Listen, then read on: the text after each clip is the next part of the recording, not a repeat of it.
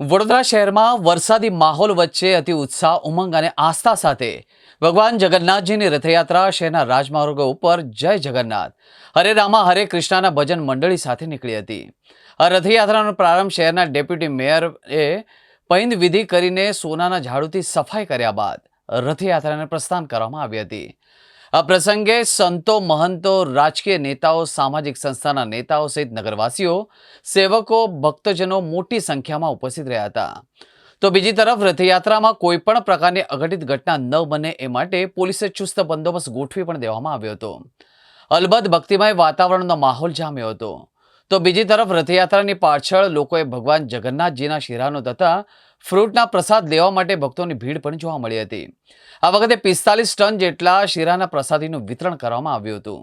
તો બીજી તરફ ભગવાન જગન્નાથજીની રથયાત્રામાં વિવિધ ભજન મંડળી તથા સામાજિક સંસ્થા પણ જોડાઈ હતી. રથમાં ભગવાન જગન્નાથજી, ભાઈ બલરામ તથા શ્રી સુભદ્રાજીને બિરાજમાન કરવામાં આવ્યા હતા. સૌ વડોદરાવાસીઓને અષાઢી બીજની શુભકામનાઓ. પ્રભુ જગન્નાથજી આજે પોતે નગર રચના યાત્રાએ નીકળશે ત્યારે તમામ વડોદરાવાસીઓને તેમના દર્શનનો લાભ થાય, સાથે વડોદરાવાસીઓ પર અમી દ્રષ્ટિ રહે, વડોદરાવાસીઓને સુખ, સમૃદ્ધિ અને સંપત્તિ અર્પે એવી પ્રભુને પ્રાર્થના. તમામને સવિતે ફરીથી રથયાત્રાના દિવસની શુભેચ્છા.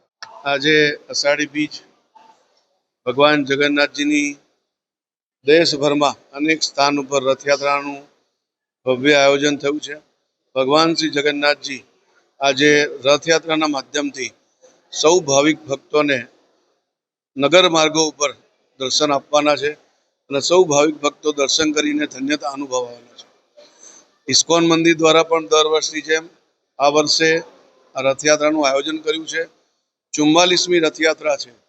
આ રથયાત્રા 12મી જૂનની ઘટનાના કારણે થોડી સાદગીથી મનાવવાના છે, પણ ભાવિક ભક્તો ભગવાન જ્યારે આપણા દ્વારે આવતા હોય તો ભવ્યતાથી સ્વાગત કરવું જોઈએ અને ભગવાનના દર્શન કરીને ધન્યતા અનુભવવી. આજે આષાઢી બીજના દિવસે વડોદરા શહેરની પરંપરા અનુસાર છેલ્લા 44 વર્ષથી નીકળતી ભગવાન જગન્નાથજી, બલભદ્રા અને સુભદ્રાજી આ નગરચર્યામાં જ્યારે આખું વડોદરા જોડાયું છે અને પરંપરા અનુસાર આજે પણ વરસાદના અમી છાંટાના જ્યારે થઈ રહ્યા છે ત્યારે સૌ વડોદરાવાસીઓને જગન્નાથજીની રથયાત્રાની ખૂબ ખૂબ શુભકામના પાઠવું છું અને ભગવાન જગન્નાથ આ જ પ્રકારે વડોદરાવાસીઓ પર આશીર્વાદના અમી છાંટના ચાલુ રાખે એ જ પ્રભુ પાસે પ્રાર્થના.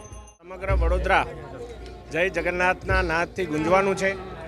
વર્ષોની પ્રણાલિકા મુજબ ભગવાન શ્રી જગન્નાથજી, બલભદ્રજી અને સુભદ્રાજી નગરચર્યા નીકળવાના છે અને આજે અષાઢી બીજનો દિવસ પરંપરાગત રીતે આજે જ્યારે વરસાદ પડતો હોય તો કોઈને પણ એવું ના હોય કે આજે અમે છત્રી રાખીએ, કારણ કે આ તો ભગવાનના અમી છાંટણા રૂપી આશીર્વાદ છે અને એ જ અમી છાંટણાથી તમામ લોકો તરબતર થઈ અને આ રથયાત્રાને વધાવવાના છે. સમગ્ર વડોદરાના નગરજનોની જેમ હું પણ આજે ખૂબ જ આ બાબતે ઉત્સુક છું અને સર્વેને અભિનંદન પાઠવું છું. અષાઢી બીજના પવિત્ર દિવસે સંસ્કારી નગરી વડોદરાના આંગણે ભગવાન શ્રી જગન્નાથજી, બલભદ્રજી અને માતા સુભદ્રાજી જ્યારે નગર યાત્રાએ નીકળી રહ્યા છે ત્યારે વડોદરાવાસી ઉપર એમના અસીમ આશીર્વાદ વરસતા રહે અને પ્રભુના ચરણોમાં એ જ પ્રાર્થના કરું છું કે પ્રભુ સૌ ભક્તો, સૌ શ્રદ્ધાળુઓની મનોકામના પૂર્ણ કરજો અને સૌને દર્શન કરવા માટે આહવાન કરું છું.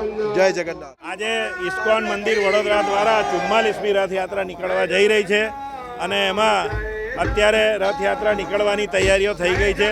સાથે સાથે મેઘરાજાએ પણ એમની હાજરી પુરાઈ છે અને વડોદરા શહેરના નગરજનો, શ્રદ્ધાળુઓ આ વરસાદમાં તરબોળ થઈ અને ભક્તિમય વાતાવરણમાં ભગવાનના આશીર્વાદ લઈ પોતાના જીવનમાં ધન્યતા અનુભવશે એવું ચોક્કસ માનું છું. આજે અષાઢી તીજ છે.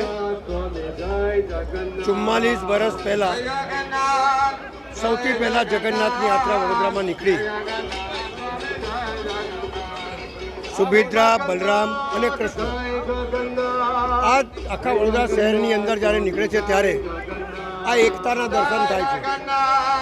અહીંયા કંઈ ધર્મ નથી ને કશું નથી, પણ ધીમે ધીમે લોકોને જોડી અને લોકો એક જુદા તાણાવાણામાં જોડાય અને આ વડોદરા શહેરનું કલ્યાણ થાય.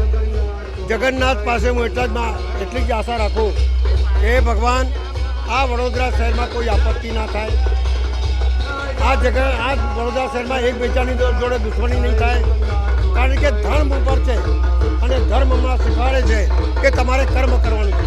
અને વડોદરા શહેરના તમામ નગરજનોને કહું કે કર્મ સારા કરો, એ એમનો સંદેશ છે અને એક અને જગન્નાથ યાત્રાને સફળ બનાવો. હું જગન્નાથ પ્રાર્થનાને વંદન કરું છું અને આ રથયાત્રા સફળ થાય એની કામના કરું છું. વડોદરા શહેરની આન બાન અને શાન ભગવાન જગન્નાથજીની રથયાત્રા આ સંસ્કારી નગરી, ધાર્મિક નગરી વડોદરા શહેરમાં જ્યારે નીકળવાની તૈયારી છે ત્યારે આપણા માધ્યમથી તમામ શહેરીજનોને અષાઢી બીજના અને ભગવાન જગન્નાથ, સુભદ્રાજી, બલદેવજી રથયાત્રાના હું શુભેચ્છા પાઠવું છું. ભગવાનના ચરણોમાં પ્રાર્થના કરીએ કે વડોદરા શહેર પર હંમેશા એમના આશીર્વાદ બન્યા રહે. ખાસ કરીને આજે હું ભગવાન જગન્નાથજીને પ્રાર્થના કરવા માગું છું કે આ ભ્રષ્ટ શાસકોના પાપે આ વડોદરા શહેર પાણીમાં ના ડૂબે એવું ભગવાનને પ્રાર્થના કરીએ. કે ગત વર્ષે તો આખું વડોદરા પાણીમાં ડૂબાડ્યું હતું, પણ પ્રભુના ચરણોમાં પ્રાર્થના કરીએ છીએ કારણ કે ભગવાન સિવાય આ વડોદરા શહેરને કોઈ બચા શકે એવું છે નહીં.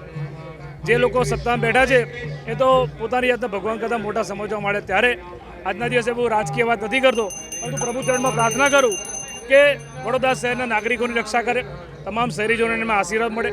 આજના દિવસે જ્યારે ભગવાન નગરચર્યા નીકળશે ત્યારે તમામ શહેરીજનોને દર્શનનો લાભ મળશે, આશીર્વાદનો લાભ મળશે. મોટી સંખ્યામાં ભાઈ ભક્તો આખું વડોદરા શહેર બહાર ઉમટી પડ્યું છે. ત્યારે આપ સૌને આપણા માધ્યમથી ફરી જય જગન્નાથ, જય દ્વારકા.